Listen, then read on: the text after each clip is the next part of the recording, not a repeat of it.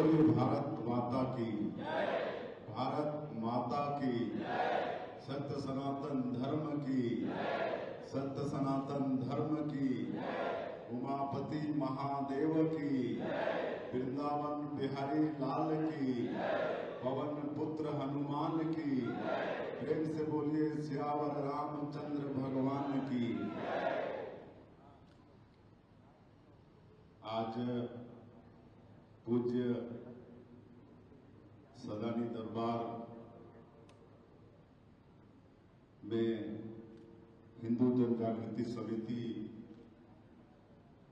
द्वारा आयोजित इस धर्म महाधिवेशन में मंच में विराजमान पूज्य संत श्री युधिष्ठिर लाल जी महाराज, पूज्य राम बालक दास जी महाराज, पूज्य श्री महामंडलेश्वर सर्वेश्वर दास जी, श्री रंजीत सावरकर जी,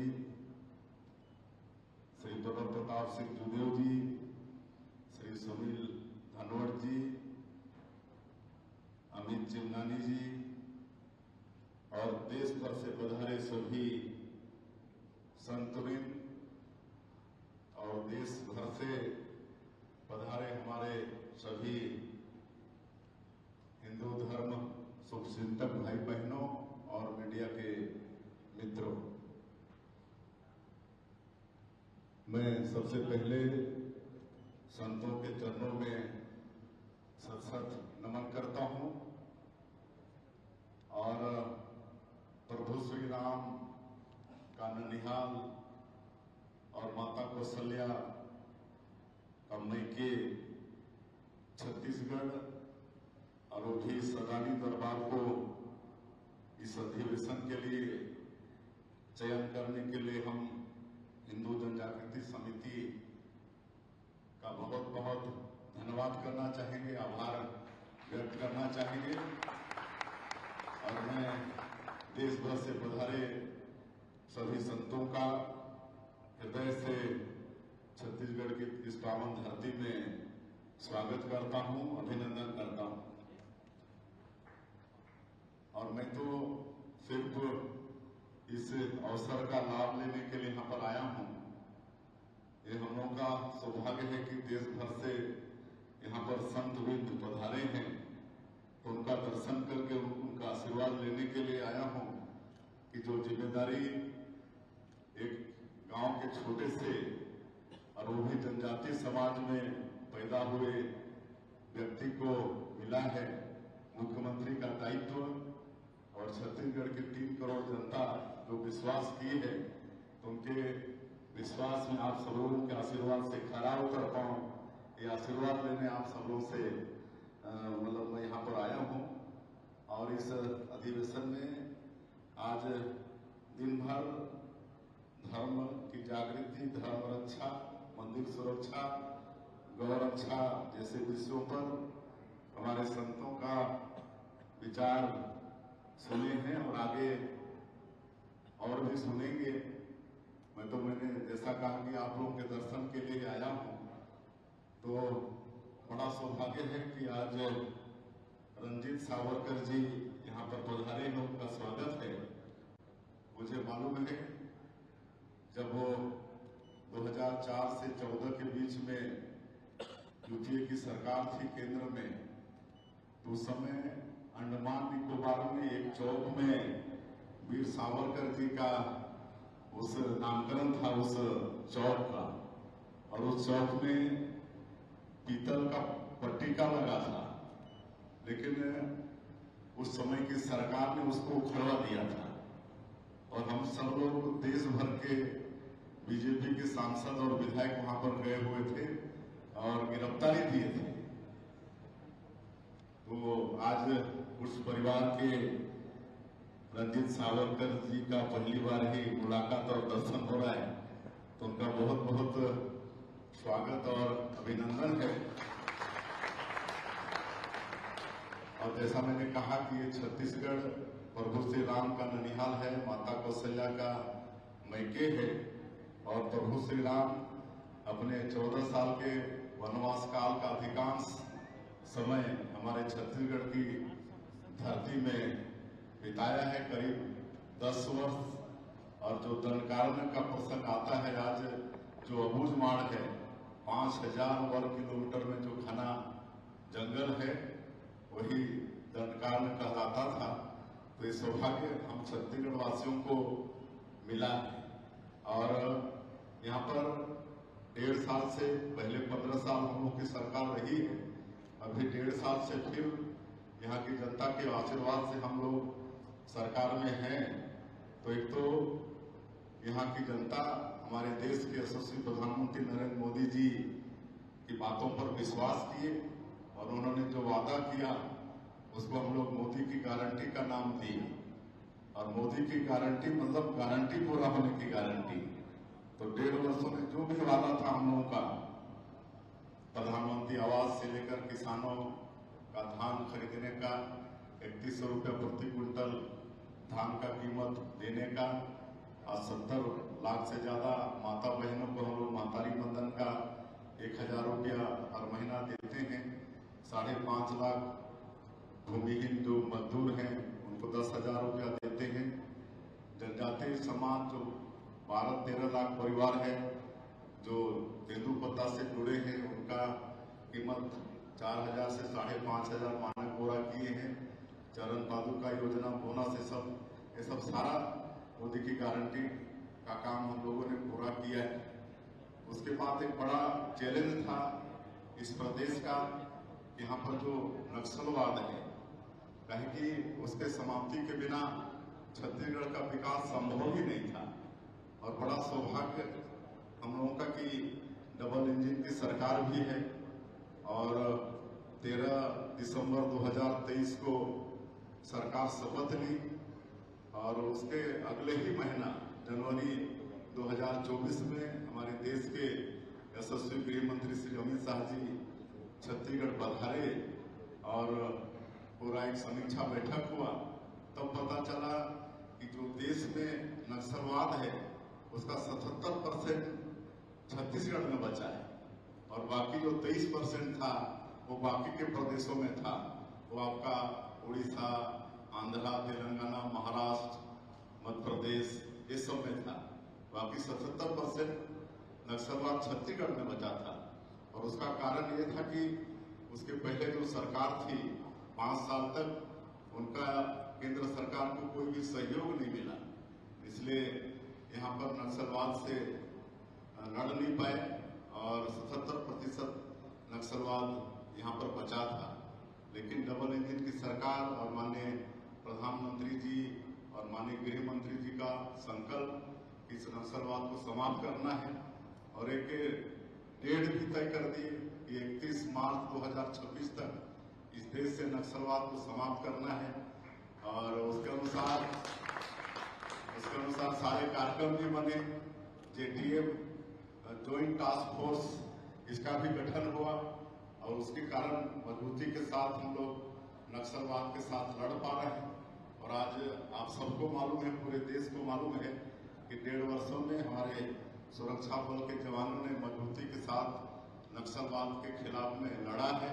और आज माओवाद के, नक्सलवाद के बड़े बड़े बसोरा जो सबसे बड़ा हेड था माओवाद का, पोलिट ब्यूरो का सदस्य था, वो भी न्यूट्रलाइज हुआ और करोड़ों के इनामी न्यूट्रलाइज हुए, सब मारे गए। लगातार ऑपरेशन चल रहे हैं। अभी कल भी 4 नक्सली मारे गए हैं, उसके 1-2 दिन पहले फिर 6 मारे गए।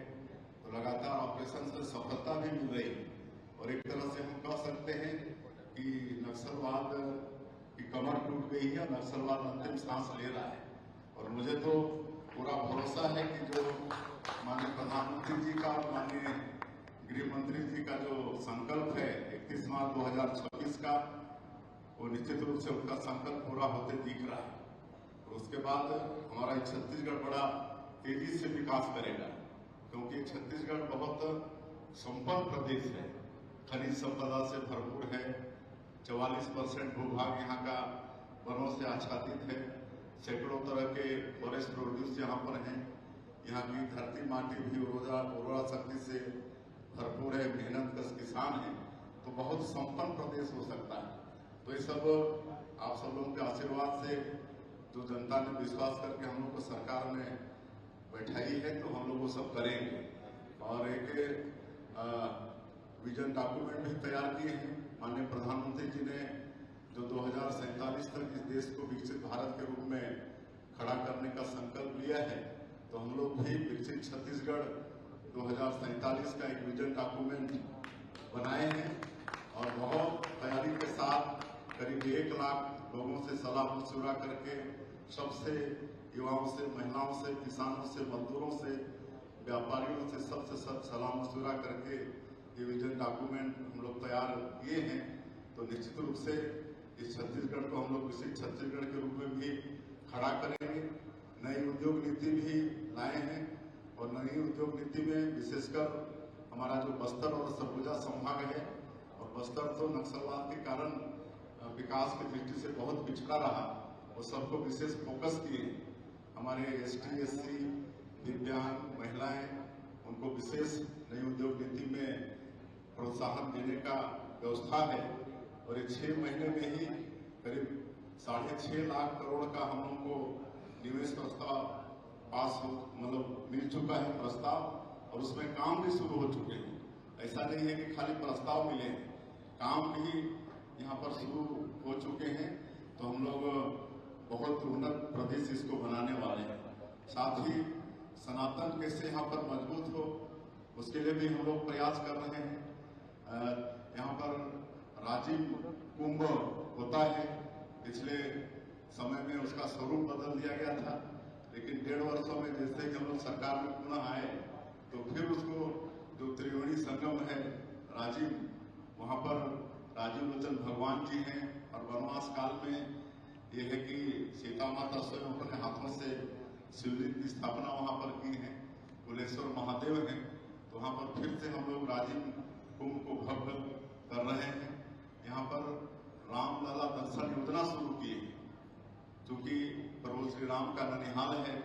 तो जब अयोध्या में भगवान विराजित हुए भव्य मंदिर में, तो विशेष खुशी हम लोग को हुई, क्योंकि हम सब लोग प्रभु श्री राम को भाचा मानते हैं। और अभी तक 22,000 से ज्यादा राम भक्त रामलला दर्शन योजना का लाभ ले चुके हैं। और इस साल भी अभी कुछ दिन पहले ही रायपुर से एक ट्रेन उसके लिए स्पेशल है, जिसमें 850 राम भक्त एक बार में जाते हैं, वो भी शुरू हो गया है। एक हम लोग मुख्यमंत्री तीर्थ यात्रा दर्शन योजना भी लागू किए हैं। हमारे बूढ़े बुजुर्गों की इच्छा होती है कि अंत समय में एक बार कोई तीर्थ व्रत कर लें, गंगा स्नान करके आ जाएं। तो मुख्यमंत्री तीर्थ यात्रा योजना जो पिछली सरकार में बिल्कुल बंद थी, उसको फिर से हम लोग लागू किए हैं। और इसमें 60 साल ऊपर के जो बुजुर्ग हैं या दिव्यांग परित्यक्ता हैं, तो उनके लिए कोई उम्र का प्रतिबंध नहीं है। तो 19 जगह चिन्हित किए हैं पूरे देश में। 19 जगह जो तीर्थ यात्रा है, वहाँ पर लोग अपनी इच्छा से तीर्थ यात्रा कर सकते हैं। तो ये सब काम हम लोगों ने किया है। और हम लोग गौपालन को भी यहाँ पर बढ़ावा दे रहे हैं। हम लोग NDDP जो राष्ट्रीय डेयरी विकास बोर्ड है, उससे समझौता किए हैं। और अभी प्रदेश के 6 जिले में 1 जून से परिवार को गाय देना हम लोग प्रारंभ किए हैं। वो भी देसी नस्ल की गाय, साहीवाल और गिर नस्ल की गाय देना शुरू किए हैं। और इसका देखभाल हमारे राष्ट्रीय डेयरी विकास बोर्ड के लोग करेंगे कि कैसे उनको पालना है, बीमार हो गई तो कैसे देखभाल करना है। वो दूध का संकलन भी वो लोग करेंगे। तो इस तरह से पशुपालन को भी बढ़ावा देने के लिए काम हम लोग छत्तीसगढ़ के अंदर में लिए हैं। तो ये सब सनातन को मजबूत करने की दिशा में सरकार काम कर रही है। और गौ माता के विषय में भी बात आई है, तो आज सड़कों में विचरण करते दिखती हैं। तो उसके लिए भी अभी 1 सप्ताह पहले ही हमने समीक्षा किया है। वैसे तो गौ सेवा आयोग यहाँ पर गठन किए हैं, उनका भी काम है, लेकिन फिर भी क्योंकि ज्यादातर ये नगरीय क्षेत्र में देखने को मिलता है। नगरीय क्षेत्र में थोड़ा सा हम बार बार कहते भी हमारे लोगों को कि भाई हम लोग गौ माता की जय बोलते हैं, और जब गाय दूध देती है तब तो बढ़िया प्यार से हम अपने घरों में बांध कर दूध निकालते हैं, दूध पीते हैं। लेकिन जब गाय दूध देना बंद कर देती है तो लावारी छोड़ देते हैं सड़कों पर विचरण करने के लिए और मतलब कटने मरने के लिए। तो इस पर भी थोड़ा सा हमारे हिंदू भाइयों को चिंतन करना पड़ेगा। लेकिन फिर भी हमने निर्देशित किया है कि अब कोई गाय, कोई मवेशी सड़कों पर नहीं दिखना चाहिए। और ये सौभाग्य का विषय है कि वैसे हमारे प्रदेश में करीब 125 पंजीकृत गौशाला है, और उसको भी हम लोग अभी 1.5 साल में जो चारा का उनको मिलता था, प्रति मवेशी 25 रुपया मिलता था, उसको 10 रुपया बढ़ा के 35 रुपया प्रति मवेशी किए। और जो 20 लाख का जो एक सीलिंग था कि 20 लाख से ज्यादा किसी गौशाला को नहीं मिलेगा, तो उसको भी 5 लाख बढ़ा के 25 लाख ऐसा किए। और नगरीय क्षेत्र में भी गौशाला है, 100 से ऊपर गौशाला है, तो सभी नगरीय निकाय को निर्देशित किया गया है कि अपने अपने शहर में कोई मवेशी दिखना नहीं चाहिए, सबको आप गौशाला के अंदर रखिए और उनको खिलाइए पिलाइए।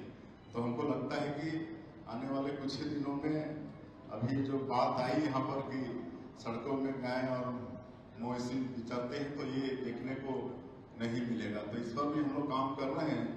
और जहाँ तक धर्मांतरण के खिलाफ में कानून लाने की बात है, तो वैसे तो हमारे प्रदेश में है, लेकिन इसको और मजबूत करने की आवश्यकता है और पूरा ड्राफ्ट तैयार है। आने वाले विधानसभा के सत्र में निश्चित रूप से ये विधानसभा में आएगा और इसको हम लोग पास करेंगे। तो ये भी मैं आश्वस्त करता हूँ। और कुनकुरी का भी जिक्र आया, और मैं वहीं से आता हूँ। जसपुर जिला जो छत्तीसगढ़ का पूर्वी जिला है, उसके बाद उधर झारखंड और उड़ीसा लग जाता है। और जैसा सुनील जी ने कहा कि वहां पर एशिया महाद्वीप का सेकंड लार्जेस्ट चर्च है, ये बात सही है। और वहीं से हमारे प्रभु प्रताप सिंह जूदेव जी हैं, और इनके पूज्य पिता श्री कुमार दिलीप सिंह जूदेव जी जो घर वापसी कार्यक्रम शुरू किए उसके नायक हुए। एक राजा होते हुए भी वो लाखों लोगों का धर्मांतरित हो गए, उनका पैर अपने हाथ से धो धो के उनको फिर से हिंदू बनाने का काम किया। तब आज जाके जसपुर बचा, नहीं तो वहां पर हिंदू अल्पसंख्यक हो जाते हैं। और उस क्षेत्र का ये भी सौभाग्य है कि वहां पर जो अखिल भारतीय प्रवासी कल्याण आश्रम है, इसका केंद्रीय कार्यालय जसपुर है। आज गांव-गांव में कल्याण आश्रम के कार्यकर्ता हैं, और हम लोग भी बेसिकली कल्याण आश्रम के कार्यकर्ता हैं। हम लोग भी शुरुआत कल्याण आश्रम के कार्यकर्ता के रूप में किए हैं, तो इनका गांव-गांव में प्रभाव है, तो इस कारण से उस क्षेत्र को बचा पाए हैं। आज घर वापसी के काम को आगे हमारे प्रभु प्रताप सिंह जूदेव जी आगे बढ़ा रहे हैं, तब जाके वो क्षेत्र बचा है। तो कुल मिला के सबको मिलके काम करना है। अभी अभी हम लगातार मंदिरों का निर्माण हो, इस पर भी ध्यान दे रहे हैं। कई जगह तो अभी जो महतारी बंधन योजना में हम लोग पैसा दे रहे हैं, उसमें भी महिलाएं चंदा कर करके, सारंगढ़ का एक गांव है दानसरा, वहां पर गांव भर की महिलाएं महतारी बंधन का पैसा चंदा करके मतलब श्री राम मंदिर का निर्माण शुरू कर दिए। तो ऐसा भी हो रहा है। अभी हम भी करीब 48 मंदिर का जीर्णोद्धार के लिए स्वीकृति दिए। तो धीरे धीरे सब काम भी छत्तीसगढ़ के अंदर में कर रहे हैं। और मैं ज्यादा नहीं कहते हुए, क्योंकि और भी कई पूर्व संतों का विचार यहाँ पर सुनने को मिलेगा। आप सभी लोगों का आशीर्वाद आपके इस बेटा को, भाई को मिले, ताकि जो आप लोगों का भी एक जो इच्छा है, जो भरोसा है, पूरे छत्तीसगढ़ के 3 करोड़ लोगों का जो भरोसा है, उसमें खरा उतर पाए। इतनी ताकत आप सब लोगों के आशीर्वाद से ही मिलेगा। और वही लेने में यहाँ पर आया था। मैं एक बार फिर से आप सभी लोगों का, देश भर से आए संतों को नमन करते हुए और आप सभी हिंदू धर्म के शुभ चिंतकों का बहुत बहुत अभिनंदन, स्वागत करते हुए अपनी बात समाप्त करता हूँ। जय हिंद, जय छत्तीसगढ़।